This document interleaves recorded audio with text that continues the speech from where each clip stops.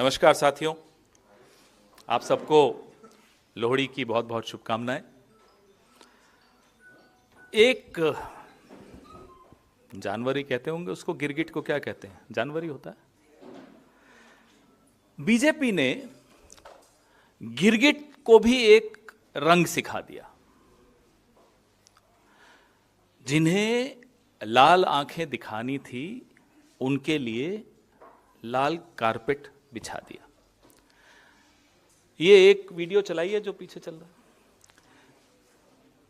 हमें यह दिक्कत नहीं है कि चीन की CPC, communist party of China के लाइजॉन डिपार्टमेंट के जो शीर्ष डेलीगेशन है, उनका स्वागत कल बीजेपी के मुख्यालय में हुआ। हमें इस बात की दिक्कत नहीं है। जब बीजेपी विपक्ष में थी तब भी लगातार इनसे मिलती थी, वहां जा जाकर मिलती थी। आरएसएस वाले जा जाकर मिलते थे, ट्रेनिंग लेते थे। ये राम माधव एंड कंपनी, इसकी भी दिक्कत नहीं हमें, क्योंकि आपसी संबंधों में राजनीतिक दल दूसरे देश के राजनीतिक दल से मिलते हैं, उसमें प्रॉब्लम नहीं है। हंसते मुस्कुराते फोटो पोस्ट की इसमें आपको दिखेगी अभी, हमें उसमें भी कोई दिक्कत नहीं। चलिए करिए आप। दिक्कत मीटिंग से नहीं है, दिक्कत संवाद से नहीं है, दिक्कत है भाजपा के दोगलेपन से, दोहरेपन से, ढोंग से, मक्कारी से। दिक्कत इससे है। अरे साहब एमओयू हो गया, 10 साल से बोलते रहे एमओयू हो गया, एमओयू हो गया, और खुद देखिए क्या कर रहे हैं। दिक्कत है कि आपकी बैठकों का नतीजा क्या निकलता है। दिक्कत इससे भी नहीं है कि 9, 10, 11, 12 बार प्रधानमंत्री शी जिनपिंग से मिलते हैं, झूला झूलते हैं, उनके आगे हाथ बांध करके यूं सर झुका के खड़े रहते हैं, उससे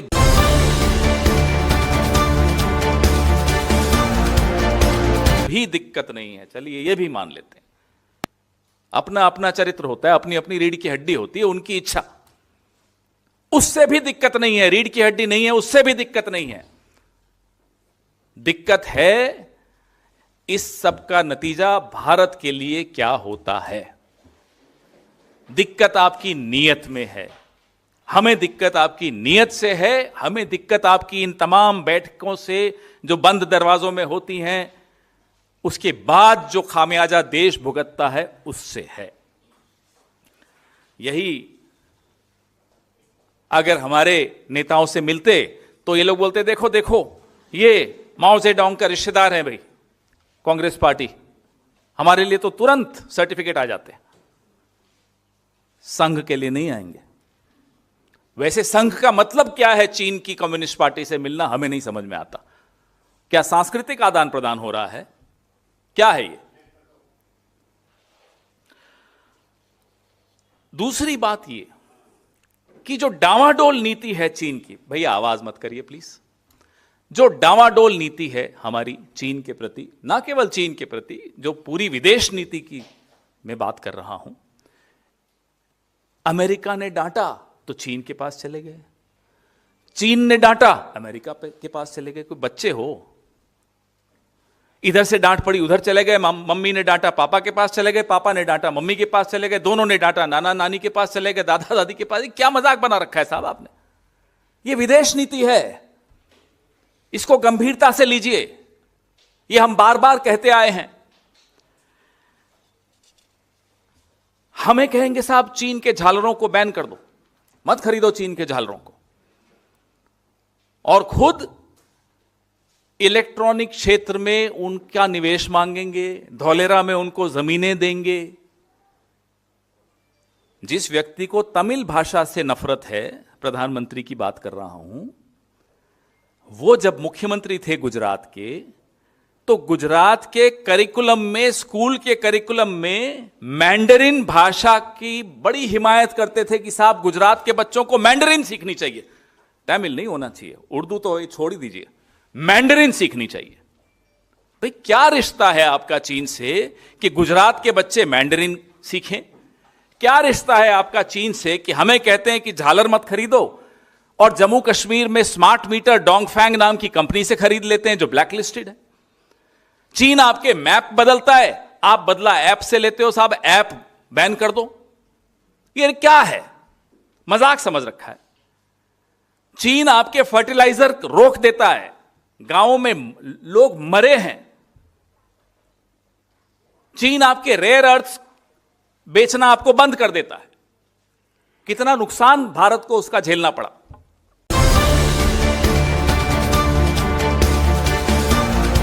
लेकिन आप जरा वो चलाइए, क्लीन चिट वाला वीडियो चलाइए जरा। ये 19 जून 2020 को तो हमें मालूम पड़ा कि नरेंद्र मोदी चीन से कितना डरते हैं। पहले तो ये बात दबी हुई थी, छिपी हुई थी। गलवान में हमारे 20 बहादुर सैनिक शहीद हुए, कोई फर्क नहीं पड़ा नरेंद्र मोदी को। चलाइए क्लीन चिट 20 जून को। यह इतिहास में दर्ज हो चुका है। आने वाली पीढ़ियां माफ नहीं करेंगी नरेंद्र मोदी को, क्योंकि पूरे विश्व को समझ में आ गया कि एक ऐसा व्यक्ति, एक बहादुर देश, एक बहादुर सेना, लेकिन एक ऐसा व्यक्ति प्रधानमंत्री बना है जिसको जरा सा डराओ वो पूरा डर जाता है, थर थर कांपता है, क्लीन चिट दे देता है। एक ऐसा व्यक्ति इस देश का प्रधानमंत्री बन गया है जिसकी तारीफ कर दो माय फ्रेंड नरेंद्र मोदी, कह दे डोनाल्ड ट्रंप, बिछ जाते हैं साहब, पूरे के पूरे बिछ जाते हैं। कोई तारीफ कर दे तो उनकी गुलामी कर देंगे, कोई डरा दे तो हाथ आगे बांध करके सर झुका के खड़े हो जाएंगे। यह बात जब तक राज थी ना, तब तक तो ठीक थी। अब यह राज जब खुल गया, चलाइए जरा, मैं थोड़ा चुप होता हूं, पहले यह सुनिए, वॉल्यूम करिए। न ही कोई गुस्सा हुआ है, न ही हमारी कोई पोस्ट किसी दूसरे के कब्जे में है। ये ऐतिहासिक शब्द हैं। इन शब्दों को सुनने के बाद हम सबका सर उन शहीद सैनिकों के लिए झुक गया कि आपने अपनी जान बलिदान कर दी और यह देश का प्रधानमंत्री। ये बार बार सुनना चाहिए आपको, रोज रात को सुनकर सोना चाहिए, ताकि सुबह खून में उबाल आए और आप पत्रकारिता कर सकें, आपके मालिक कुछ भी चाहें। हमें कहते हैं छोटी आंख वाले गणेश जी मत खरीदो, देश के लिए अलग मापदंड, और खुद बैठकें करेंगे, व्यापारिक बैठकें करेंगे, कंपनीज पर से बैन हटाएंगे, पीएम केयर फंड में पैसा चीन की ब्लैक लिस्टेड कंपनी से लेंगे। भाई क्या मजाक है? मापदंड सबके लिए सेम होना चाहिए। अब यह मीटिंग हुई साहब, मीटिंग में हम यह जानना चाहते हैं, क्योंकि आप तो सत्ताधारी दल हो, आपसे मीटिंग हुई, आपके मुख्यालय पे मीटिंग हुई, तो हमें यह बताइए कि जो चीन ने हमारे हितों पर कुठाराघात किया है, क्या उस पर चर्चा हुई? गलवान से लेकर लद्दाख से लेकर, और अब जो नया कल जो दावा किया है उससे शख्सगाम घाटी कश्मीर, कल ही बैठक हुई और अभी दावा भी हो गया कि शख्सगाम घाटी जो है कश्मीर की वो चीन की है। क्या आपने इस पे चर्चा की? बंद कमरे में ही सही, लाल आंख दिखाई? यह जानना तो देश का हक है। आप शख्सगाम की बात करते हैं, अरुणाचल और लद्दाख में हम क्या क्या गंवा चुके हैं, ये हम कई बार चर्चा कर चुके हैं। हमारे कई नेता यहां आकर आपसे इस बारे में बात कर चुके हैं, आप लोग कई बार कवर कर चुके हो। लगातार हम चीन के आगे सब कुछ गंवाए चले जा रहे हैं, और फिर ये बैठक भी होती है, बैठक को क्लोज डोर होती है, बैठक उनके मुख्यालय पर होती है, उनका स्वागत होता है, गर्मजोशी से होती है, सब कुछ कीजिए। उस बैठक के कुछ घंटों में शख्सगाम घाटी तक पे क्लेम, दावा चीन ने कर दिया। इसका भी जवाब दीजिए, इसका भी खुलासा कीजिए। ऑपरेशन सिंदूर में क्या हुआ? फौज के बहुत आला अधिकारी ने खुद बोला कि चीन पाकिस्तान को खुलकर मदद कर रहा था। क्या इस पर भी चर्चा? So few lessons that I thought I must. हाँ, चलाइए। As far as Operation Sindoor is concerned, firstly, one border, two adversaries. So we saw Pakistan one side, but adversaries were two, and if I would say actually four or three actually. So Pakistan was the front face. We had China providing all possible support, and it's no surprise because if you were to look at statistics, In the last 5 years, 81% of the military hardware that Pakistan is getting is all Chinese, 81% of that. So it's no surprise. And China, of course, the good old dictum, killed by a borrowed knife, 36 stratagems that China talks about, killed by a borrowed knife. So he would rather use the neighbor to cause pain than getting involved in the mud slinging match on the northern border. So that is what he's seen. And another thing that China perhaps has seen is that he's able to test his weapons against, say, various other weapon systems that are there. It's like a live lab which is available to. So it's a good, that is what is something we have to be very, very cognizant of. General RR Singh को आप सुन रहे हैं, आपने उस वक्त भी सुना था। HQ-9 एयर डिफेंस सिस्टम चीन ने तैयार किए, तैनात किए। पाकिस्तान को PL-15 मिसाइलें सप्लाई की जो सीधे भारत को निशाना बना रही थी।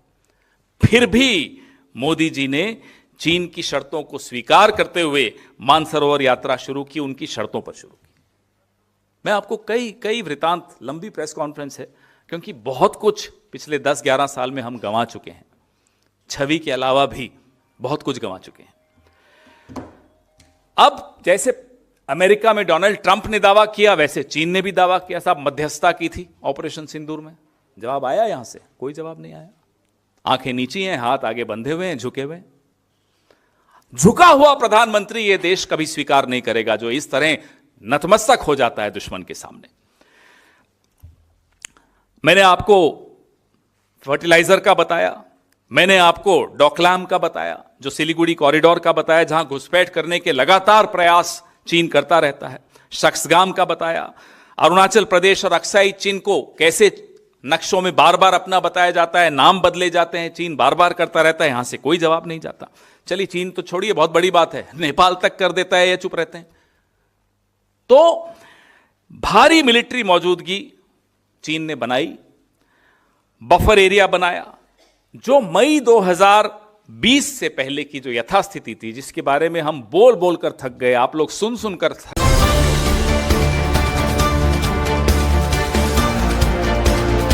गए, लेकिन इनकी कान में जूं नहीं रहेगा। स्टेटस को एंटे जो 2020 अप्रैल मई का था, क्या वो रिस्टोर हुआ है? कोई जवाब नहीं हुआ है, आप जानते हैं। और मोदी सरकार चीन के मजदूरों को वीजा देकर हम अपने मेक इन इंडिया और PLI योजनाओं को बढ़ावा दे रहे हैं। क्यों दे रहे हैं साहब? क्या आपको इतनी क्या मजबूरी है? पैंगोंग के रास्ते से मिलिट्री के पुल बनाए जा रहे हैं, मोदी सरकार चुप, कोई जवाब नहीं। कितने उदाहरण दें हम आपको ये बताने के लिए कि चीन की जो हमारी विदेश, चीन के प्रति जो हमारी विदेश नीति है, आज सिर्फ चीन पे ज्यादा बात कर रहे हैं, उसका नुकसान आने वाले कई दशकों तक यह देश झेलेगा। एक वाटर बॉम्ब जो ब्रह्मपुत्रा के वहां जो डैम बना रहा है चीन, वो भी एक उदाहरण है जहां ये कुछ नहीं बोले, चुप। उल्टा इनके चहेते मुख्यमंत्री, क्या नाम है, हिमंता बिस्वा शर्मा, जस्टिफाई करते हैं, अरे साहब क्या नुकसान, कोई नुकसान नहीं होगा। आंख बंद कर लेने से मुसीबत थोड़ी टल जाती है, लेकिन नहीं, सब आंख बंद किए हुए हैं, मुंह बंद किए हुए हैं, हाथ बांधे हुए हैं। अब जो हम सवाल इनसे जानना चाहते हैं, पूछना चाहते हैं, हालांकि जवाब आएंगे नहीं, क्योंकि हिम्मत है नहीं जवाब देने की, ना इनके पास कुछ है बोलने के लिए। क्या बीजेपी इन तमाम बैठकों में, संघ भी इनसे जो बैठकें करता है, जो बैठकें हमें मालूम है उनकी बात कर रहे हैं, कुछ ऐसी बैठकें भी हुई हैं, हमें मालूम पड़ता है कि जो सार्वजनिक पटल पर नहीं आती, हमें आपको नहीं मालूम पड़ती, लेकिन बैठकें चलती हैं इनकी। क्या उन बैठकों में ये सारे मुद्दे उठाते हो? इसका जवाब तो देश को दीजिए ना। तो अगर जब ये मुद्दे आप उठाते हो तो वहां से क्या जवाब आता है, यह भी रिपोर्ट दीजिए। संसद में तो आप चर्चा भी नहीं चाहते हो चीन पर, पता नहीं क्या घबराहट है आपको कि कहीं राहुल गांधी जी, मल्लिकार्जुन खड़गे जी कहीं पोल पूरी नहीं खोल दें आपकी, वो तो रिकॉर्ड पे आ जाएगा। जब आप ये बैठकें करते हो तो क्या ये मुद्दे उठाते हो, और जब ये मुद्दे उठाते हो तो क्या जवाब आता है? जो आप लगातार भारत को नुकसान चीन की तरफ से पहुंचता है, इन बैठकों की वजह से पहुंचता है या इन बैठकों के बावजूद पहुंचता है? क्योंकि सबूत तो यही है कि ये बैठकों के बाद, जैसे अभी हुआ शख्सगाम घाटी का, तो अभी हुआ है, कल बैठक हुई और कुछ घंटों में शख्सगाम घाटी पर उन्होंने दावा ठोक दिया। क्या जो भारी ट्रेड इंबैलेंस है, जो असंतुलन है व्यापार का, उसके बारे में भी बात होती है? क्या भारत में चीन के सामान की जो बाढ़ आ जाती है, उसके बारे में भी कुछ चर्चा होती है कि उस इंबैलेंस को कैसे ठीक करें, उस असंतुलन को कैसे ठीक करें, क्या उस पर बात होती है? क्या इन मीटिंग्स में चीन द्वारा भारत को रेयर अर्थ्स और विशेष तौर पे फर्टिलाइजर पर जो बैन लगा, अघोषित बैन था, चीन ने जो बैन लगाया, क्या उस पर चर्चा हुई? क्या कोई नतीजा निकाला आपने? क्या ऐसा कुछ बंदोबस्त किया कि आइंदा ऐसा न हो? भारत के किसानों के लिए सोचते हो जब आप ऐसी बैठकें करते हो? तो करिए बैठक, मैं कह रहा हूं फिर से, हमें बैठकों में दिक्कत नहीं होती रहनी चाहिए, लेकिन देश के हितों के साथ समझौता करने के लिए नहीं होनी चाहिए। देश के हितों से समझौता करने वाले के साथ जब आप बैठकें करते हो तो आंखों में आंखें डाल के सवाल जरूर पूछना चाहिए आपको और देश को जवाब दिलवाना चाहिए। क्या इन मीटिंग्स में पिछले कुछ सालों से चीन के अधिकारियों द्वारा अरुणाचल प्रदेश के कई भारतीय नागरिकों को हिरासत में लेने की भी बात की है? जरा वो भी बताइए। हमारे लोग बॉर्डर से उठा लिए जाते हैं, हिरासत में ले लिए जाते हैं, यहां से कुछ आवाज नहीं आती, चुप। कितना कितना हमारे हितों का आप समझौता करेंगे? क्या